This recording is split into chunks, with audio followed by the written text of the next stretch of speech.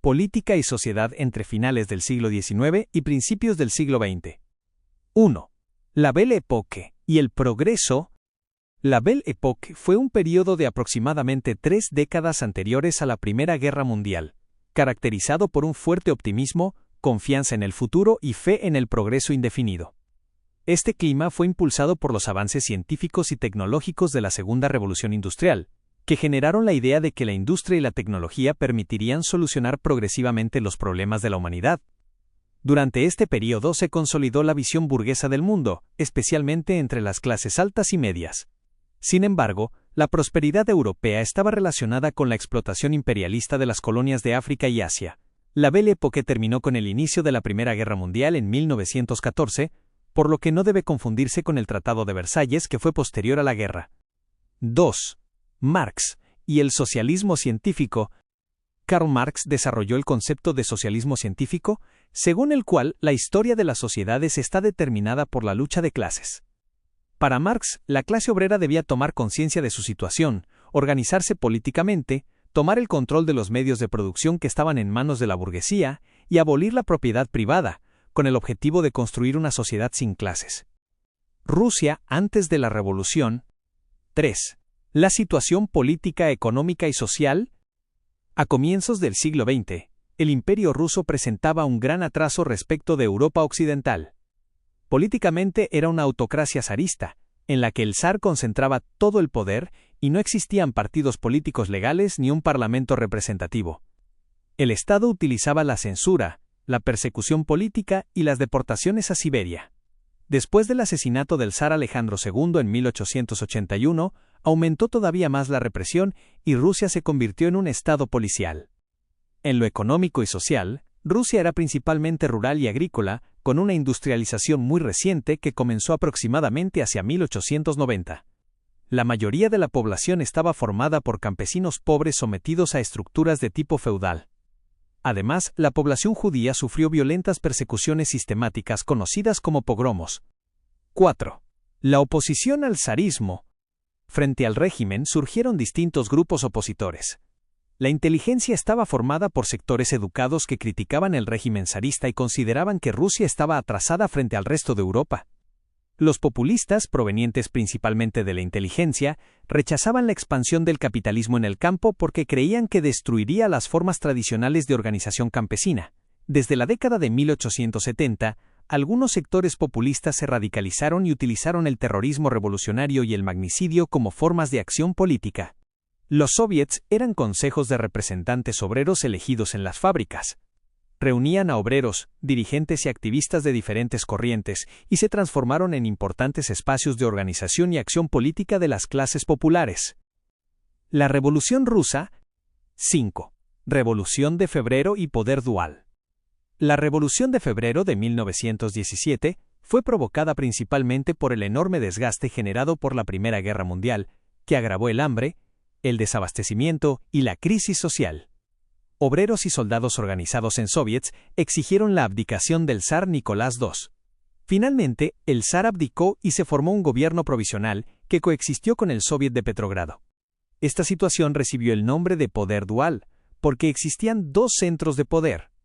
El gobierno provisional, dirigido principalmente por Alexander Kerensky, tenía el poder formal y administrativo, mientras que el Soviet de Petrogrado tenía una enorme fuerza política y respaldo entre obreros y soldados. Por eso, aunque el gobierno provisional tenía autoridad formal, el Soviet limitaba en la práctica su poder.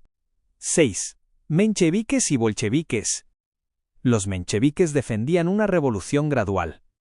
Consideraban que Rusia debía atravesar primero una etapa burguesa, industrial y democrática, desarrollando el capitalismo antes de avanzar posteriormente hacia el socialismo. Por eso aceptaban alianzas temporales con la burguesía liberal y favorecían continuar la guerra mientras se defendiera el territorio. Los bolcheviques, liderados por Vladimir Lenin, rechazaban esa espera. Consideraban que Rusia ya tenía las condiciones necesarias para realizar directamente una revolución socialista y establecer la dictadura del proletariado para avanzar hacia una sociedad comunista sin propiedad privada ni clases sociales. Defendían un partido de vanguardia, disciplinado y centralizado, rechazaban las alianzas con la burguesía y exigían la salida inmediata de Rusia de la guerra. 7. Revolución de Octubre. El gobierno provisional perdió apoyo porque decidió continuar participando en la Primera Guerra Mundial y no resolvió el problema de la tierra que reclamaban los campesinos. Además, sufrió un intento de golpe de Estado dirigido por el general Lavr Kornilov.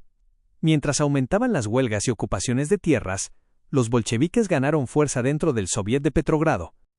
El 24 de octubre de 1917, dirigidos por Lenin, los bolcheviques ocuparon puntos estratégicos de la ciudad y el Palacio de Invierno, donde funcionaba el gobierno provisional. Lo derrocaron y crearon el Consejo de Comisarios del Pueblo, dirigido por Lenin. Una vez en el poder, los bolcheviques expropiaron las tierras de la nobleza y las repartieron entre los campesinos, reconocieron el derecho de autodeterminación de las nacionalidades y decretaron la paz, iniciando negociaciones para retirar a Rusia de la guerra. Luego, al obtener solamente el 25% de los votos en las elecciones para la Asamblea Constituyente y encontrarse con una mayoría opuesta, la disolvieron. De esta manera terminó la democracia parlamentaria y comenzó una dictadura de partido único. El mundo después de la Gran Guerra. 8. Tratado de Versalles y consecuencias de la guerra. Después de la Primera Guerra Mundial, Europa quedó profundamente destruida en los aspectos humanos, económicos y sociales. En las negociaciones de paz de París fueron excluidos los países derrotados y la Rusia comunista. El Tratado de Versalles impuso duras condiciones a Alemania. Debía devolver Alsacia y Lorena a Francia, desmilitarizar sus fronteras, reducir considerablemente su ejército, entregar barcos, submarinos y armamento, pagar importantes indemnizaciones de guerra y perder territorios, entre ellos los relacionados con la creación del corredor polaco. La guerra también provocó la desaparición de 4 grandes imperios: el alemán, austrohúngaro, otomano y ruso. Murieron más de 10 millones de soldados, además de millones de civiles, y la pandemia de gripe de 1918 provocó más de 50 millones de muertes en todo el mundo. La sociedad europea quedó políticamente polarizada.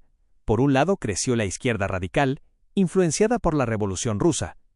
Por otro, surgieron movimientos de ultraderecha nacionalista, especialmente entre excombatientes que consideraban injusta la paz y buscaban revancha. 9. Reconstrucción e hiperinflación alemana. Desde 1918, las potencias europeas tuvieron que transformar sus economías de guerra en economías de producción civil. Esto fue difícil porque tenían grandes deudas, desempleo e inflación. En 1919 recibieron créditos de Estados Unidos, pero desde 1920 reaparecieron problemas económicos y los países adoptaron medidas proteccionistas. Alemania tuvo grandes dificultades para pagar las reparaciones de guerra. Francia llegó a ocupar la región industrial del Ruhr para obligarla a pagar. Para afrontar sus deudas, el gobierno alemán emitió enormes cantidades de dinero sin respaldo, provocando una hiperinflación entre 1922 y 1923. El marco perdió prácticamente todo su valor, y hacia finales de 1923 se necesitaban miles de millones de marcos para comprar $1. La crisis comenzó a estabilizarse hacia 1924 mediante una reforma monetaria, el control de la emisión de dinero, la reorganización de las deudas y la llegada de créditos estadounidenses. La Gran Depresión y la Bolsa de Nueva York, Estados Unidos, en los años 20. Durante la década de 1920, mientras Europa se reconstruía, Estados Unidos experimentó una gran prosperidad económica. Crecieron rápidamente la industria y la producción en serie, se expandió el crédito a plazos y apareció una sociedad de consumo masivo, especialmente de automóviles y electrodomésticos. Estados Unidos también se convirtió en el principal acreedor y financiero del mundo. Causas de la crisis de 1929. La prosperidad escondía varios problemas. La superproducción provocó que la industria y el campo produjeran más bienes de los que podían venderse, generando exceso de oferta y caída de las ventas. La especulación bursátil llevó a muchas personas a comprar acciones en la Bolsa de Nueva York, no por el valor real de las empresas, sino esperando venderlas rápidamente a un precio mayor, creando una burbuja financiera. Además, existía un crédito fácil, ya que los bancos otorgaban préstamos que muchas veces eran utilizados para comprar acciones. Finalmente, había una gran dependencia internacional de la economía estadounidense, porque numerosos países dependían de los capitales, préstamos y consumo de Estados Unidos.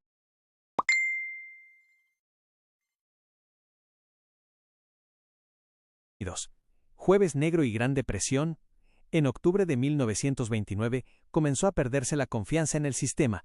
Muchos inversores intentaron vender sus acciones al mismo tiempo para recuperar su dinero. El 24 de octubre de 1929, Jueves Negro, la venta masiva provocó el hundimiento de la Bolsa de Nueva York. La crisis bursátil produjo una reacción en cadena. Los inversores no pudieron pagar sus préstamos, la población retiró sus depósitos y muchos bancos quebraron. Sin crédito, disminuyeron el consumo y la producción, cerraron empresas e industrias y aumentó enormemente el desempleo. Estados Unidos retiró capitales de Europa, extendiendo la crisis a todo el mundo. La crisis afectó también a los países agroexportadores, porque disminuyeron los precios y la demanda internacional de materias primas. Todo esto dio origen a la Gran Depresión, una enorme crisis económica mundial. Conceptos que se enfrentan: mencheviques vs bolcheviques. Los mencheviques eran socialistas moderados y gradualistas. Creían que Rusia debía pasar primero por una etapa burguesa, capitalista, industrial y democrática, antes de llegar al socialismo. Preferían un partido de masas y aceptaban alianzas con la burguesía liberal. Los bolcheviques, dirigidos por Lenin, eran revolucionarios y defendían una revolución socialista inmediata. Querían un partido de vanguardia, disciplinado y centralizado, rechazaban las alianzas burguesas y exigían salir inmediatamente de la guerra. Gobierno Provisional vs Soviet de Petrogrado. El gobierno provisional fue creado por miembros liberales de la antigua Duma y tenía legitimidad jurídica y poder formal, aunque poco respaldo popular. El Soviet de Petrogrado estaba formado por delegados obreros, campesinos y soldados, y tenía legitimidad social y respaldo de las masas. El gobierno provisional quería continuar la guerra y postergar las reformas, mientras que el Soviet exigía paz inmediata y reparto de tierras. Autocracia zarista vs democracia parlamentaria. En la autocracia zarista, el zar concentraba todo el poder de manera absoluta, sin contrapesos legales. Existían censura, persecución política, prohibición de partidos y deportaciones. En una democracia parlamentaria, el poder se basa en la soberanía popular y se divide entre ejecutivo, legislativo y judicial. Además, existe pluralismo político, libertad de prensa, elecciones y participación mediante un parlamento. Capitalismo financiero /especulativo vs. Economía real /productiva. La economía real o productiva se basa en producir bienes, emplear trabajadores, desarrollar industrias y satisfacer una demanda real. El capitalismo financiero y especulativo se basa en el movimiento de capitales, préstamos y compraventa de acciones. En la economía productiva, las ganancias dependen de la producción y la demanda. En la especulativa, las acciones pueden aumentar artificialmente de valor por la expectativa de venderlas más caras, formando una burbuja financiera. Fuentes cualitativas vs cuantitativas. Las fuentes cualitativas son narrativas y testimoniales, como diarios personales, cartas y crónicas, y permiten conocer experiencias, sentimientos y consecuencias sociales de un proceso histórico. Las fuentes cuantitativas presentan datos numéricos y estadísticos, como índices de desempleo o tablas sobre la evolución de una moneda, y permiten medir la evolución y el alcance objetivo de un fenómeno. Izquierda radical vs ultraderecha nacionalista. La izquierda radical, influenciada por la revolución bolchevique, buscaba la revolución proletaria, la abolición del capitalismo y de la propiedad privada. La ultraderecha nacionalista, formada en parte por excombatientes y sectores conservadores, defendía la patria, el orden autoritario y la lucha contra el comunismo. Mientras la izquierda consideraba la Gran Guerra un conflicto imperialista entre burgueses, la ultraderecha consideraba el Tratado de Versalles una humillación nacional que debía ser reparada mediante la revancha. Cadenas causales. Belle Époque. Innovaciones de la Segunda Revolución Industrial. Flecha apuntando hacia la derecha. Crecimiento económico e imperialismo. Flecha apuntando hacia la derecha. Fe en el progreso indefinido. Flecha apuntando hacia la derecha. Optimismo burgués. Revolución rusa. Autocracia zarista. Más pobreza extrema, más desgaste de la Primera Guerra Mundial. Flecha apuntando hacia la derecha. Revolución de Febrero. Flecha apuntando hacia la derecha. Caída del zarismo. Poder dual. Caída del zar. Flecha apuntando hacia la derecha. Gobierno provisional con poder formal más soviets con respaldo de obreros y soldados. Flecha apuntando hacia la derecha. Inestabilidad política. Hiperinflación alemana. Tratado de Versalles y reparaciones. Flecha apuntando hacia la derecha. Ocupación francesa del Ruhr. Flecha apuntando hacia la derecha. Emisión descontrolada de dinero sin respaldo. Flecha apuntando hacia la derecha. Hiperinflación de 1923. Gran Depresión. Superproducción más especulación financiera. Más crédito fácil. Flecha apuntando hacia la derecha. Jueves negro y crack de la Bolsa de Nueva York. Flecha apuntando hacia la derecha. Quiebras bancarias. Flecha apuntando hacia la derecha. Cierre de industrias y desempleo masivo. Flecha apuntando hacia la derecha. Crisis económica mundial.